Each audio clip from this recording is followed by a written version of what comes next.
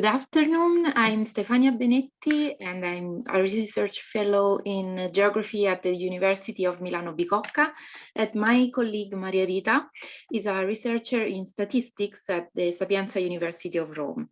Our research focuses on projects which consider inclusion and participation in planning and management of urban green spaces.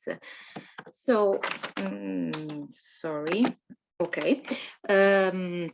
As said in the description of the session, cities are integrated socio-ecological systems, and their planning and management can support the mitigation of climate issues and the achievement of sustainable land uses.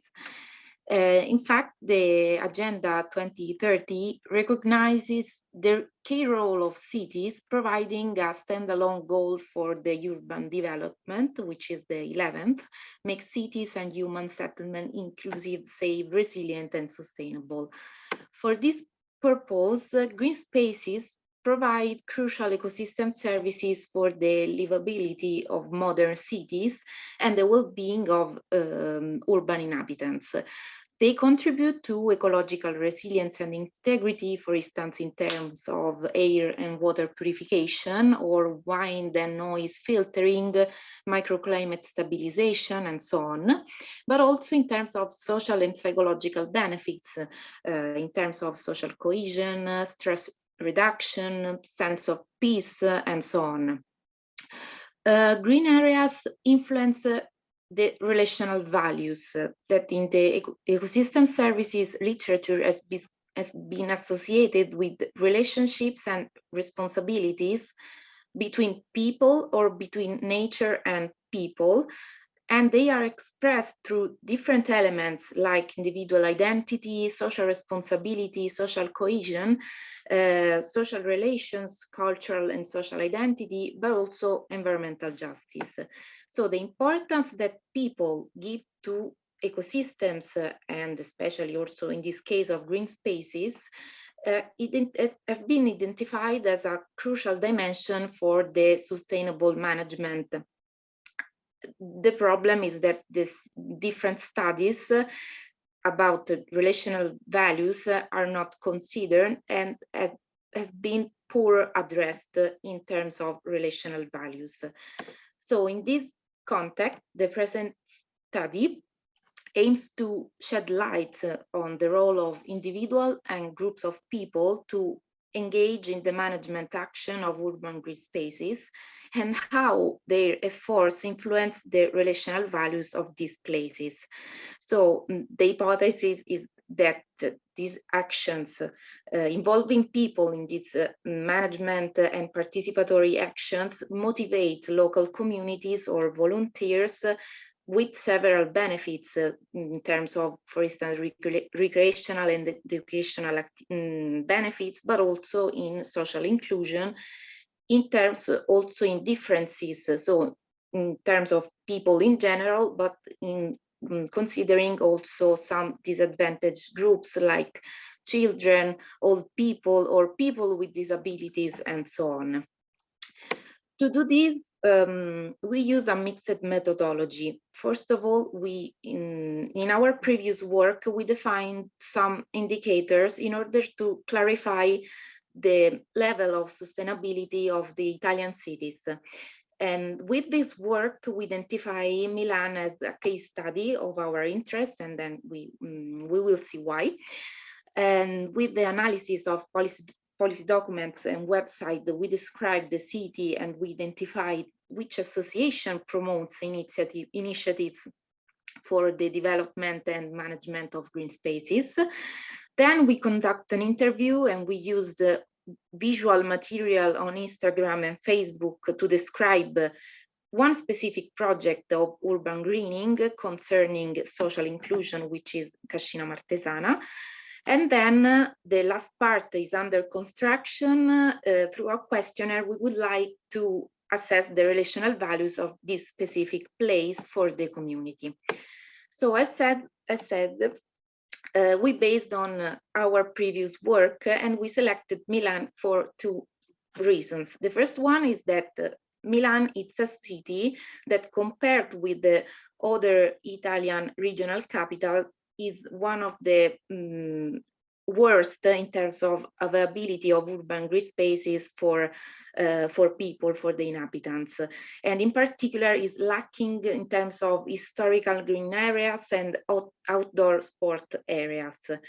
But the second reason is that despite its lack of green availability for people, the municipality and also the association are very engaged in planning and management urban green areas, but also in the protection of natural heritage, and this is based on our indicator. If you want to see this work, I leave you the reference.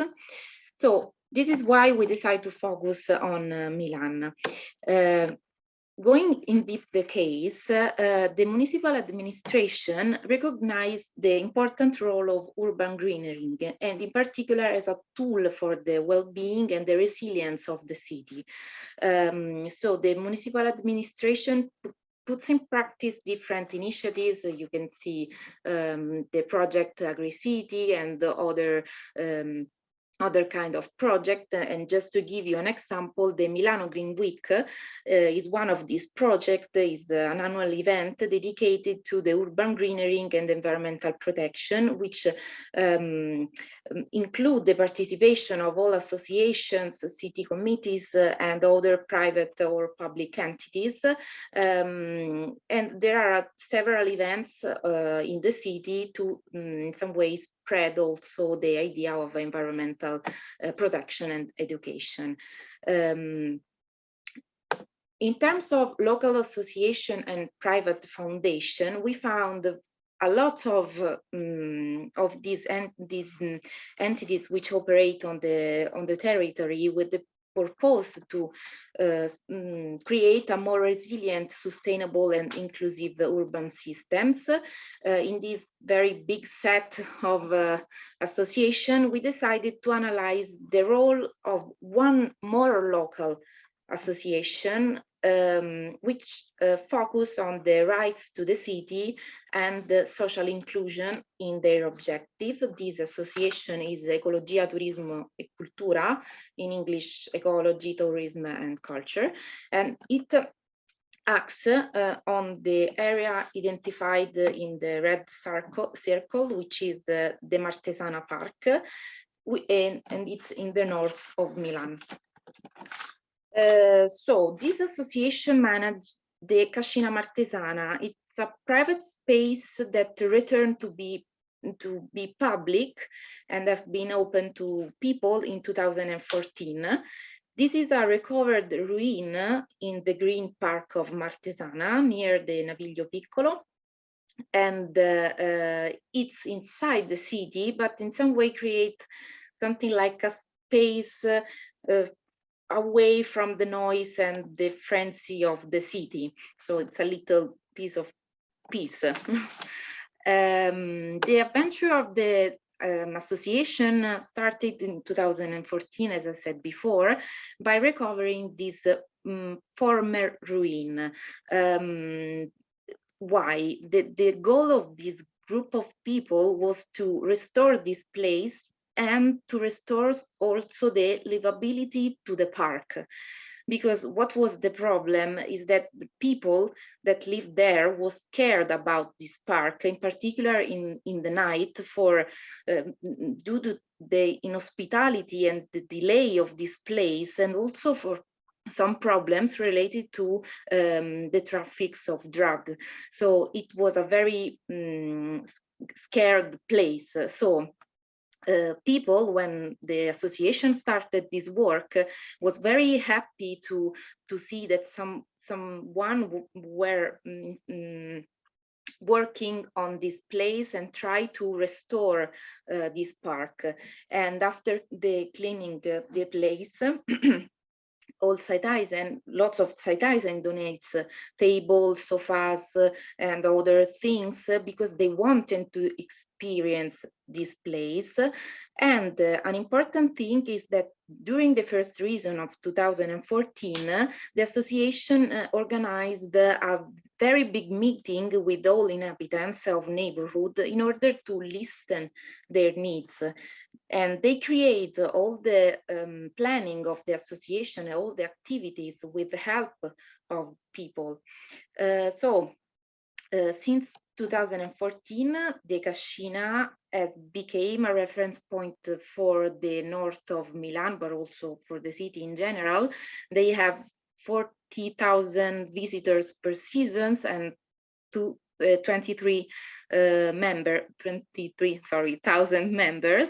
And the Cascina is open from April to October because they use all the outdoor part of the park, so it's impossible to use this part in the winter season.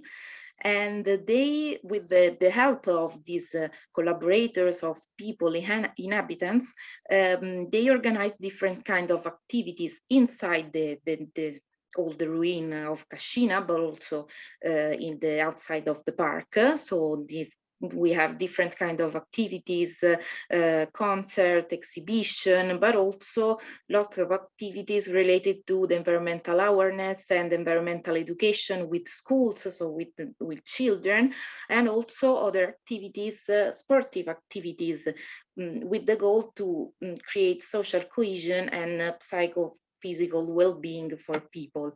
You can see in the picture different initiatives. A very specific project that in some way try to be accessible to all people, all groups of the population is this one with the name The Company of Vegetable Garden. 4 minutes, sorry. Thanks. Every week, the garden is open to members and non-members who want to help in carry out the garden. And it's interesting that they create these kind of boxes that you can see in the picture with the aim to be accessible to all people, so to children, but also to people with disabilities. During COVID, the Cascina was closed in the first period. It was closed despite all the activities take place in the open air. And after the first period of closure, they stay open, not thanks to the activities in the outside, but this is absurd. They were open only for the part related to the catering part. But in any case, it was possible to keep the area open, giving citizens the opportunity to experience a place outdooring during a pandemic period. So our last step is to spread this questionnaire among members of Cascina Martesana in order to investigate the relational value of the area. And we would like to, based on a previous work made by Arias Arevalo and Berta Martin Lopez, and to evaluate this relational value, we would like to use a Likert scale for each component of relational value, so aesthetic value, environmental justice, and so on. And the average score of the relational value components will be standardized using a minimum maximum normalization, and the final result will be representing through this kind of radar chart. This is clearly an example, it's not the final result. And so the study will expand the knowledge about the importance of relational value for different stakeholders in terms of social cohesion, inclusion, sense of place, environmental justice, especially when people are involved in the management of urban green spaces, as in the case of Cascina Martesana. So our research wants to advance knowledge about this value by testing also a methodological tool in non-monetary terms and inclusive qualitative and quantitative metrics and considering people's perception of urban green spaces.